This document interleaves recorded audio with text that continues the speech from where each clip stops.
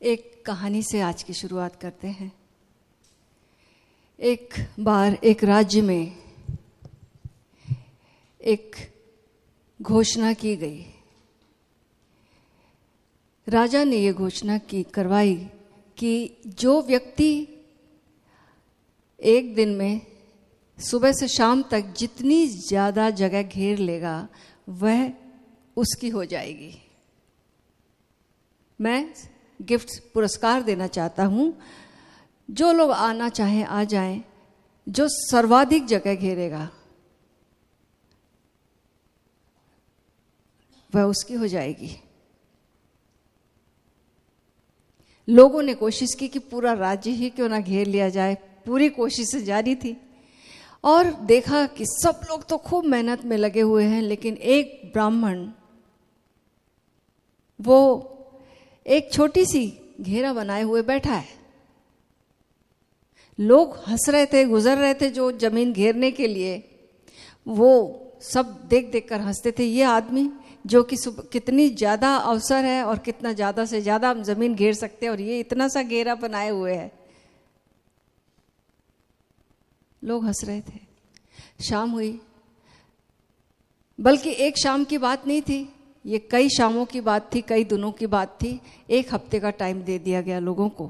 हफ्ते भर वो ब्राह्मण वैसे ही बनाकर बैठा रहा, और जब हफ्ता गुजरा तो राजा जब देखने आया, मुआयजा करने आया किसने कितनी ज़मीन घेरी, तो वो ब्राह्मण के पास ब्राह्मण मिल गया। फिर उसे राजा ने बोला, अरे तुम इतनी सी ज़मीन घेरे हो। तो ब्राह्मण उठा और बोला, राजन मैं ये छोटी सी ज़मीन भी, ये सीमा भी गिरा देता हूँ अपनी। और उसने वो सीमा भी तोड़ दी। मैं सोचता हूँ कि ये सीमा भी मैं के बंधन में भी क्यों रहूँ। मैं कितनी भी ज़्यादा ज़मीन घेरूंगा, आपका विशाल राज्य में कितनी घेर लूँगा, लेकिन मैं उस झंझटी में नहीं पड़ा, और इसलिए मैंने अपनी छोटी सी सीमा बनाई थी। आपके सामने ये सीमा भी गिरा देता हूँ। सीमाओं के पार आ गया ब्राह्मण। राजा ने उसका विवेक देखा और इस विवेक पर उसको पूरा राज्य दे दिया। राजा ने कहा, तुमने अपनी सीमाएं तोड़ दी, तब ये राज्य तुम्हारा ही है। अब ये पूरा राज्य तुम्हारे लिए है। तुम्हारी बुद्धिमत्ता प्रगाढ़ है, और इस पर इतना खुश हूं कि मैं ये राज्य देकर भी और क्या दे दूं, ये मेरी समझ में नहीं आता। तो देखो, सारा जो दुख है हमारा, सीमाओं का ही दुख है। जितनी जिसकी सीमा है, देखना उतना ही बड़ा दुख है। हम सोचते, गरीब सोचता कि अमीर सुखी होगा। अमीर का दुख देखो तो बड़ा दुख है, और अमीर का देखो तो और बड़ा दुख है। दुख के घेरे बड़े होते जाते हैं। सीमा जब तक है, कितनी भी बड़ी हो, दुख रहेगा।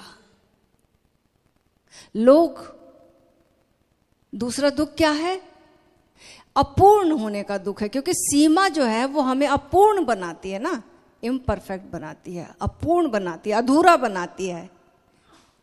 तो ये सीमा कैसे गिरे, अधूरापन कैसे मिटे?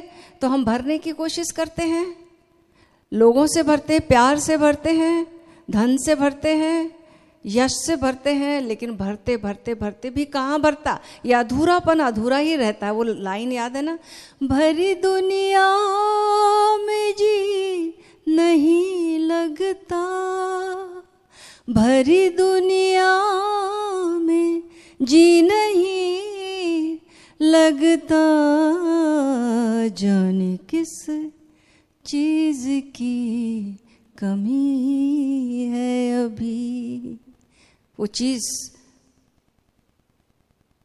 हम ढूंढते हैं बाहर, कितना भी ढूंढे, फिर एक कंक्लूजन आता है कि जब तक जीवन में आनंद नहीं आ जाएगा तब तक बात नहीं बनेगी। लेकिन अब आनंद जो है हम बाहर ढूंढ रहे हैं, तो दूसरे के माध्यम से हमें आनंद मिल रहा, दूसरे व्यक्ति के माध्यम से, दूसरी परिस्थिति के माध्यम से। अब ये गुलामी, अब ये परतंत्रता हमें दुख देती है, क्योंकि दूसरा अगर नहीं है तो हम दुखी हैं। हमारा आनंद दूसरे पर डिपेंड कर रहा है, इसलिए हम दुखी हैं। तो ये भी हमें दुख का कारण पता चला।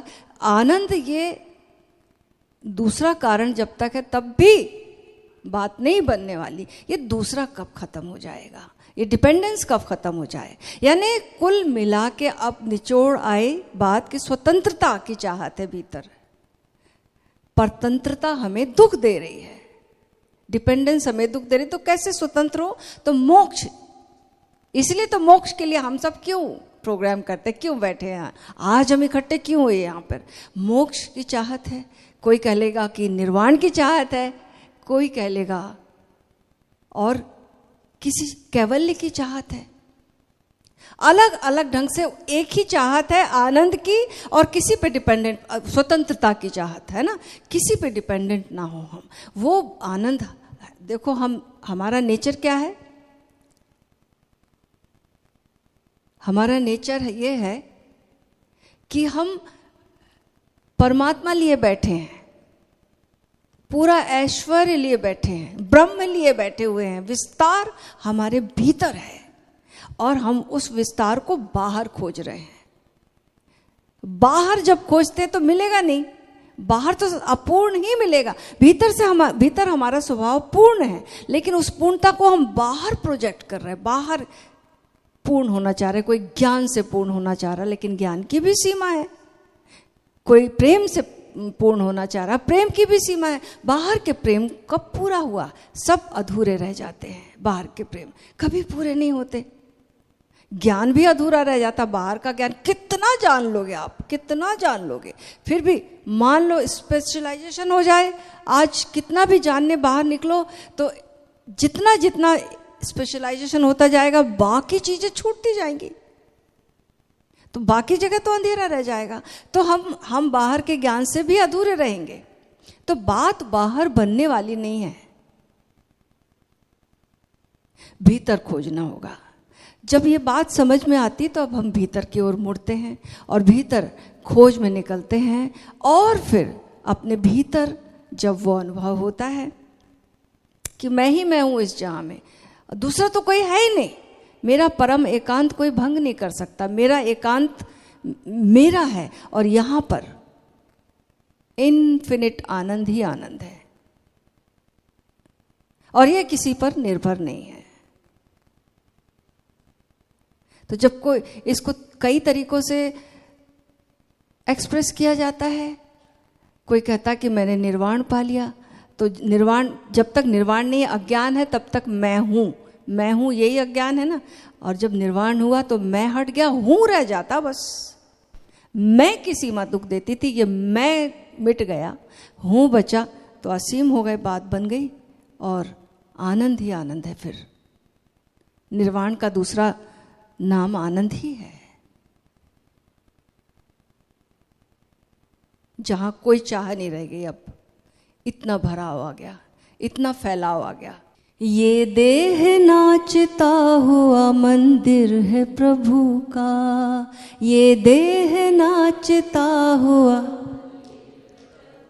फिर से, ये देह नाचता हुआ मंदिर है प्रभु का, तारों से झिलमिलाता अंबर है प्रभु का,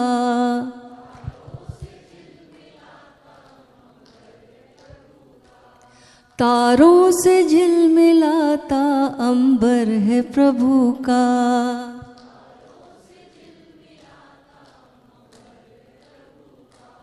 ये देह नाचता हुआ मंदिर है प्रभु का।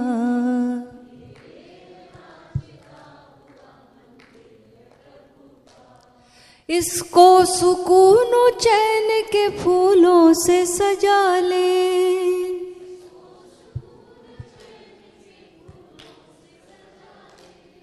इसको सुकून चैन के फूलों से सजा ले। बहुत अच्छे। ये देह हमारी नहीं सागर है प्रभु का,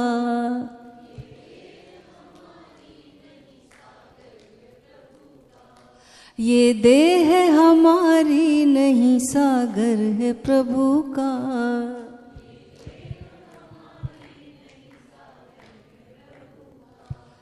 एक ऊर्जा का इंद्रधनुष नाच रहा है,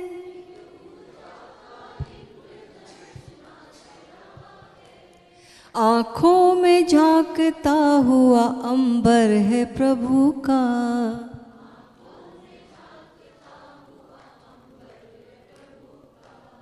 आँखों में झांकता हुआ अंबर है प्रभु का।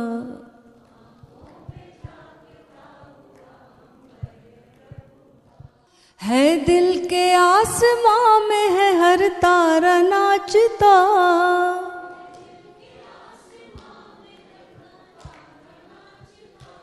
बजता हुआ कण कण में झांझर है प्रभु का। में झांझर है प्रभु का। लहरें हैं बनती मिटती हजारों ख्यालों की।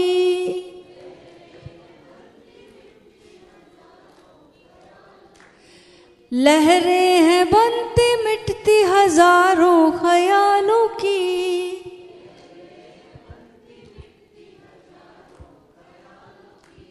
लहराता दिल में एक समंदर है प्रभु का।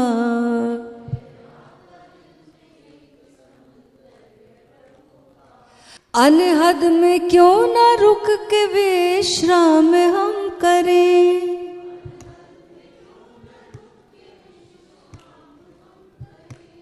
रूहानी आसमां यही घर है प्रभु का।